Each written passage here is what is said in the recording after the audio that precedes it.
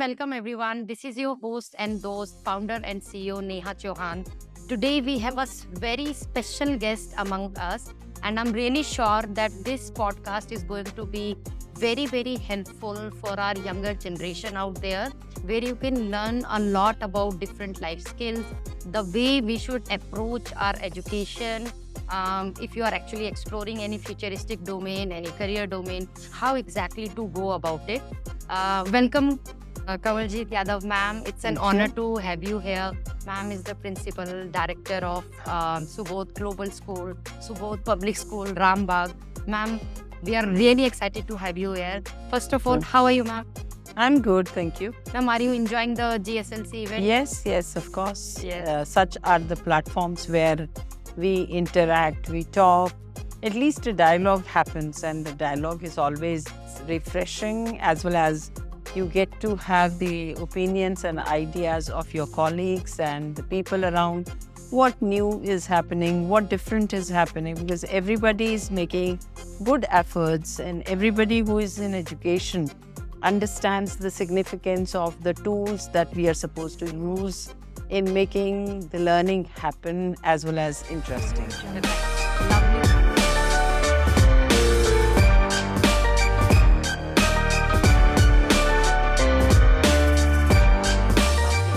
Ma'am, I always get very excited when I see a women in power. Because, me being a first generational entrepreneur, I feel 90% of the people in my company are men. Okay. I mean, there is no problem in that, but I feel there is this still hesitation, in girls nowadays. Like in school, I remember in my class, there were so many girls who were doing amazing in science. Right. And as I grew older, I went up to university level, though that ratio dropped down to, I think, 2 to 3% girl in the whole engineering domain. I can understand. Ma'am, why is that girls being so brilliant, but yet as we go in higher sector professionally, the ratio becomes very less? So there are varied things. First, the challenges. Second, the society. Third, maybe the family and the outlook of the family. Fourth, the kind of environment which is really not so safe at different places in different areas. So that also, gives a parent a sense of insecurity. And the kind of education which really needs right from the school level, a parent is supposed to give, a school is supposed to give equality. Gender equality has to be there. Respect for talent has to be there. Respect for you need to treat the person sitting next to you as not a male or a female, but a person. That individual respect, that respect towards individuality is more important, irrespective of the fact somebody is a male or a female. So this is what really has been the case.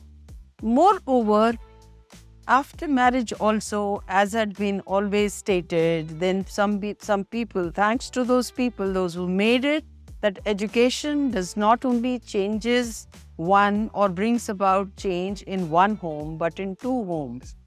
Despite knowing this, that we are responsible for two homes, directly or indirectly, so much of responsibility is shouldered on us, whether we want to have that responsibility or not.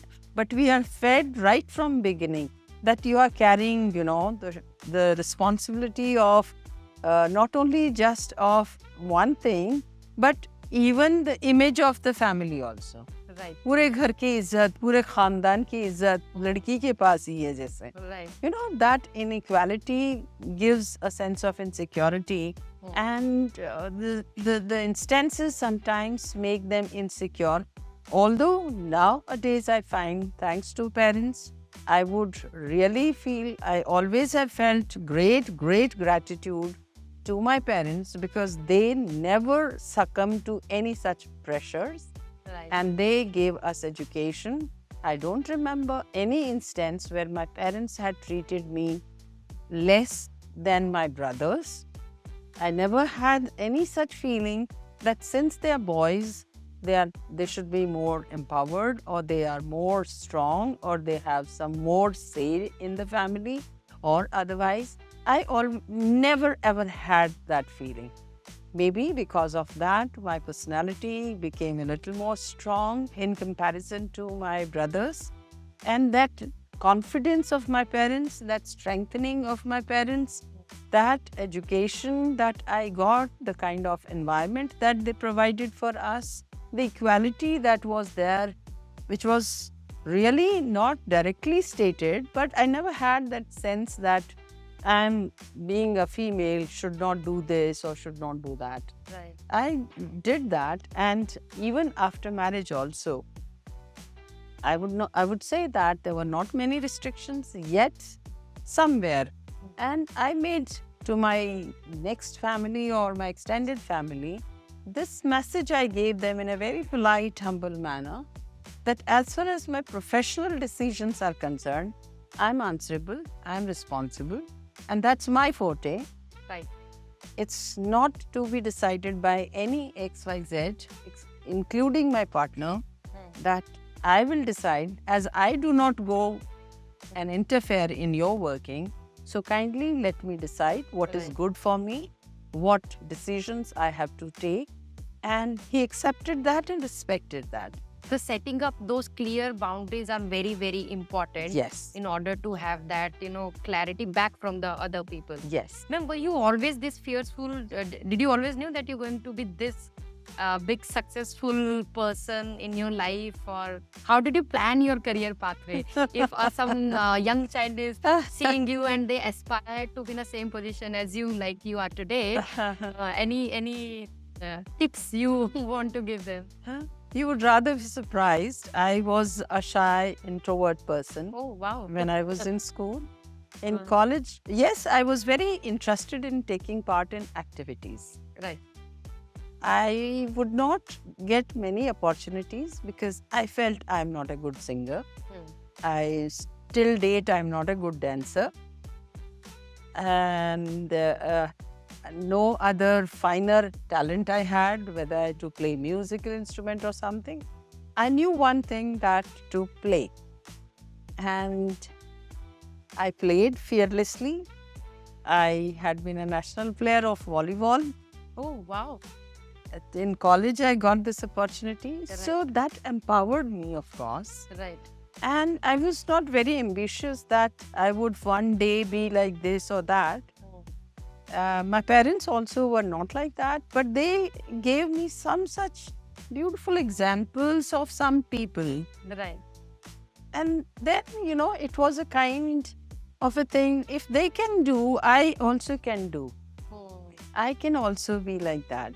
And I tell you, frankly speaking, I had been a very, very positive person. Right. I tried to look for that bright sunlight or, a brightest spark anywhere. And yes, okay, this is something that did not work. Can we try it again? So that optimistic approach also empowered me. And you're right that many students, when I get their feedback, when I see them, when they come back to school, they share that, ma'am, the way you walk, I learned from you. The way you stand, I learned from you. The way you talk, I learned from you. The way you dress, I learned from you. So that really is something that I, of course, did not do it very consciously. Although I liked dressing up nicely, walking nicely, because that was somewhere right from the beginning. My parents were very conscious about these things. Right. That walk smartly, talk smartly, sit straight, dress up nicely, be neat and presentable, irrespective of the fact that you are in the most sad mood or sad thing has happened. Don't leave hope and don't run away from things. Ma'am, so how we carry ourselves, does it play an important role in our life, professionally or personally? That's the whole game of life, right? To put it in short. If you have confidence, right, you can win the wars. Right. The war is first won here, Right. in the mind. Exactly. Absolutely, ma'am. So it has played a significant role, howsoever bad, sad you had been. But once I landed up in school, I never have tried to show that the day is bad. Absolute, this is the wonderful day that is happening with me. And I doubt I'll have another day. Certainly there will be another day. But today is again a day which is full of great opportunities, great hope and happiness. I always Beautiful believe. that thought is, ma'am. Ma'am, in this very fast-paced world where we are in competition with literally every single one Yeah. around us, Yes. how do we keep a positive mindset? There is at one place we are saying we need to get a right job, a proper white-collar job with a good salary packages, and yet we are talking about keeping a good work-life balance. Is this even a thing called work-life balance, or is it all a myth? Neha, it is actually how you sharpen yourself. Right. What skill you have, how much you are ready to resist things, how much you are ready to look at your failures, how much you feel that I can do it. That is the whole game.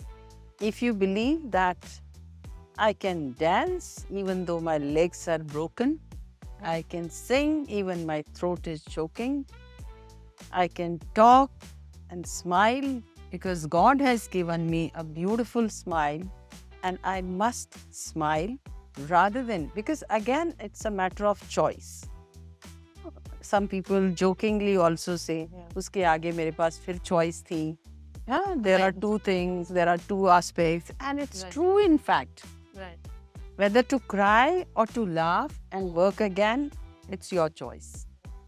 And if you have so much of choices, then why not to look for what is within your limits, within your capacity? Cry some other day. Right. First give it a try. Right. Ma'am, you've been part of education world from such a long time.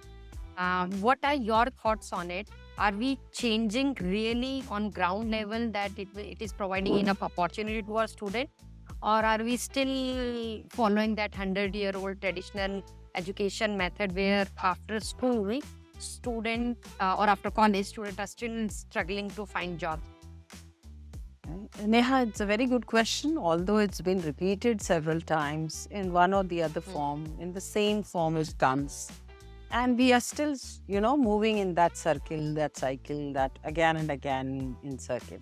There's no fun in talking about that. Things do change when I change.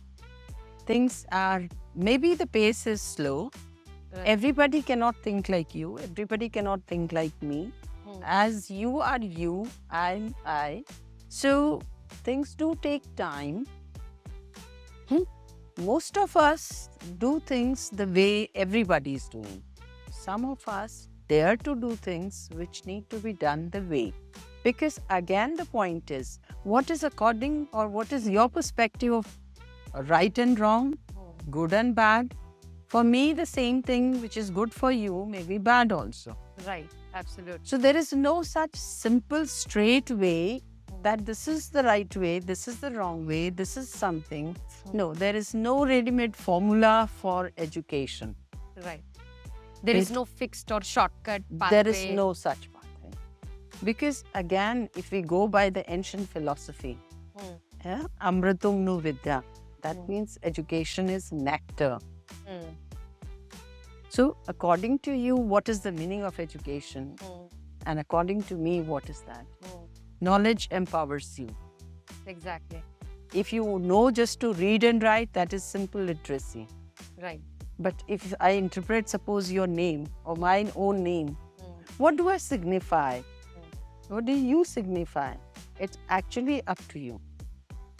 How you interpret that, how you take up that, how you really present yourself. So education is such a vast area.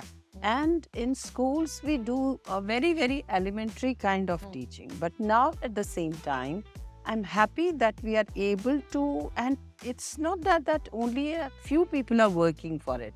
Right. In every area, everyone is thinking how to change the perspective related to education. Right. Something that had been, being taught and done and practiced over the years without understanding what is to be done and what is not to be done cannot be overnight be changing Right. for everyone. Right. So these are few things that I believe that we need to understand, Right. and change is happening. Right. Maybe that change is the pace of change is slow, but it's happening. Today an ISRO scientist online is interacting with school students. So I told my students, what according to you is the reason that an ISRO scientist is now today interacting with you in school? Right. Earlier, when I was of their age, It's very difficult. it was not, I could never imagine that some ISRO scientist I would be able even to say, to see, to meet, forget about meeting, even to see, except newspaper or magazine. So I made it clear to the students, look here, complicated problems also have sometimes very simple solutions. Very simple solution. Exactly. You are the student, you don't have inhibitions, you don't have hesitations. And maybe you can, just out of fun also, you give a solution to something. It's quite possible. Right. Sometimes it's like answer lies around us. We just have to look. Yes, yes, Right. yes. When talking about opportunity, what are your thoughts on AI? Do you think they're going to take our job? No. Nobody can take your job if you are skilled, Right. if you love your job, if you know how to make your job relevant, and if you love it, and if you are ready to face the challenges, if you are able to enhance your personality, your knowledge, your information, your professionally also, if you are ready for that, nobody can replace. Right. Nobody can replace you. No teacher can be replaced by AI. Right. Right. Nobody can. Originality can never be stolen. Right. I was seeing one of the interview, this singer Badshah, he said no matter how much AI makes artificial song, at Yes. the end of the day, real singer, people gonna still want to listen their voice and you have to write songs. So I don't Yes. think so it will take over it. Yes. I would give one simple, small example. Once I heard an interview of a classical singer. Right. And the question of the anchor was that, what is that, people don't take interest in classical singing, but in popular kind of it, everybody enjoys and does that. So the very subtle response was that classical singing is not just singing, it is sadhana. It is sad. साधना मतलब अपने आप को किस तरह से, and it's a time process that you need to chisel yourself for that art. You have to devote your heart and soul for that. Only then. And everybody doesn't understand classical singing. Yes. It's very Right? difficult also to learn the whole art of it. Yes. Popular things stay popular, but those are momentary. But if you listen classical kind of things, those are full of bliss.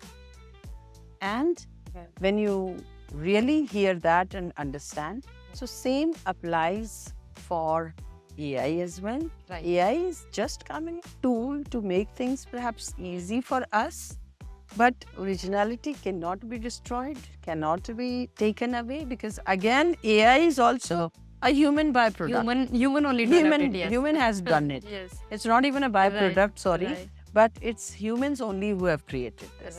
Right. Yeah. No, absolutely, ma'am. It's kind of tool which can actually make our life easier. Yes. Like how the small simple machine like washing machine and fridge and all of that came. It didn't mean that Yes. you're going to need people also to operate it. Yes, So, yes. there's a balance of everything. Yes. Right. So new age professions will come up. Like if I give some more small simple example, earlier females were supposed to stay at home. They were supposed to do so many household chores. Now If you have, washing machine, cooking range, and all this, it is a matter of just 1 hour or something like that. When I have these facilities, before going home, if my AC is on, if I drive well, and I have all the facilities, I have time, now I can go and work also. So these are just tools to make our life easy. Right. New age professions would also come up. Very different kind of professions would also come up. Never ever heard of podcasts 20 years back or 15 years back. Right. But we are doing podcasts today. Now the information is just a click away. Yes. We can learn whatever we want to learn just from the comfort of our home. Yes. Right. Yes. Ma'am, I have a very sad and difficult question, which nobody seems to get their head around. Recently, we've seen such a sad situation happen in Kolkata. As a society, where are we going wrong? On one side, we are building these electric cars and chat GPT and all of those things. What should we teach our boys in a correct way? Can this problem be corrected from the education perspective? Like we can do something maybe during our schooling or college level, or there is no correlation to that, or is it ever going to end according to you? What are your thoughts on it? There are no final things in this context also, that there will be an end, right? Gender sensitivity is something that has not only the school has to teach, it has to start right from home. Right. Right from home. Right from the womb of the mother. Right. Okay. That the second person sitting next to me is a human being. Rather than somebody is a girl or a boy. I need to understand my limits. And we constantly have to practice these things. We constantly have to make everyone to practice. Right from beginning, we have to educate the boy as well as the girl about equality, about sensitizing them about gender. All this is not acceptable. Whatever has happened, it was very unfortunate. And whenever it happens, it's really very unfortunate. I condemn this kind of a thing. It cannot happen. It should not happen. Every time one gender being blamed is not the right thing. Absolutely, it is that equality has to be practiced in our actions, in our culture. In all regards, it has to be. You can't stop a female from progress, as nobody is stopping a male from progress. Jealousy can be there, but where to draw the line, that also has to be checked. And of course, at times, people should be assessed. I believe that at regular intervals, some kind of Aadhaar card hai. So, some such assessment of psychology, psychology has to be there. Any small distraction should be noticeable, so that some therapy, some counseling can happen. And I believe that in the times to come, technology again can play some important role regarding this. That in this person, like smart watches we are wearing. That tells me that what is my blood pressure, what is my rate of... Some kind of monitoring system. Some such monitoring system should, I think, would be coming soon. And I'm sure some people must be playing that role as well. Because I understand that human temperament is the most complex.